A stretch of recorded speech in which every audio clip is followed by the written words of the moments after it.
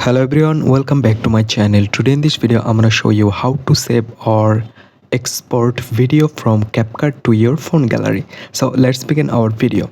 So first of all, you just need to open your CapCut application and click on new project and select your video which one you want to edit.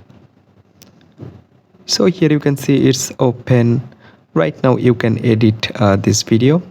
So after completely edit your video, there have an option for resolution on here. Just select it and you can change resolution, frame rate or code rate, everything you can edit. And right now in the top right corner there have an arrow icon you can see on here on the top right corner. Just click it and here you can see video is exporting right now.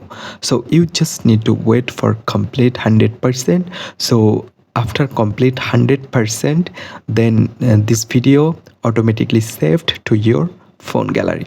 So I hope you can understand. Hope guys this video can help you. Don't forget to like and subscribe to my channel.